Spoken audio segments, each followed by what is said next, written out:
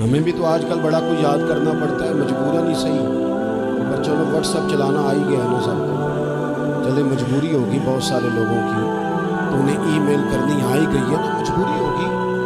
ڈھیر سارے لوگ ہیں ان کو اسٹیٹس لگانا بھی آ گیا ہے، چیک کرنا بھی آ گیا ہے، فوٹو چڑھانی بھی آ گئی ہے، لائکس دیکھنے بھی آ گئے ہیں، کمنٹس کرنے بھی آ گئے ہیں، سب پتہ چل گیا نا۔ تو اگر اتنی چیزیں سیکھ لی ہیں تو کیوں نہ دو چار نعتیں بھی نبی پاک کی سیکھ لیں، کبھی بیٹھے بیٹھے گنگنائیں، کبھی بیٹھے بیٹھے بات کریں، کبھی بیٹھے بیٹھے وہ ذکر کریں، کبھی بیٹھے بیٹھے حضور کی تعریف کریں۔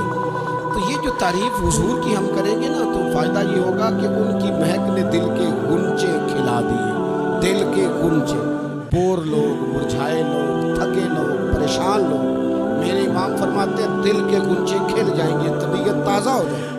ان کی مہک نے دل کے غنچے کھلا دیے ہیں، وہ جس راہ چل دیے ہیں کوچے بسا دیے ہیں، ان کے نثار کوئی کیسے ہی رنج میں ہو، جب یاد آ گئے ہیں نا تو سب رنج بھلا دیے، سب غم بھلا دیے ہیں، جب یاد آ گئے سب غم۔ حضور کی نعت تازگی پیدا کرے گی، ذوق پیدا کرے گی۔ مجھ سے ایک دوست ایک دن پوچھنے لگے کہ یہ محفل میلاد اتنے عرصے سے ہو رہی ہے، اس کی برکت کیا ہے؟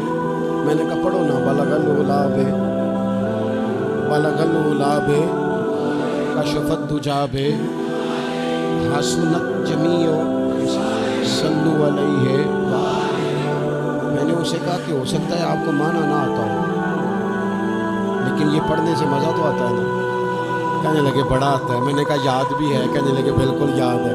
میں نے کہا کوئی پڑھنے والا اسے چھیڑ دے تو باقی ساری ربائی آپ پوری کر لیتے ہیں نا؟ کہنے لگے ہاں۔ میں نے کہا یہ محفل میلاد کی برکت ہی ہے، یہ برکت ہے کہ جب بار بار پڑھی گئی اس مولا یصلی وسلم دائما ابدا علی حبیبک خیر الخلق کلہم محمد سید الکونین والثقلین والفریقین من عرب ومن، آتا ہے نا سب کو، معنی تو نہیں نا سب کو آتا، لیکن پڑھنے سے مزہ تو آتا ہے نا۔ اس کا معنی یہ ہے کہ یہ میلاد کی برکت ہے کہ حضور کی نعتیں ہماری زبانوں پہ جاری کرا دیں۔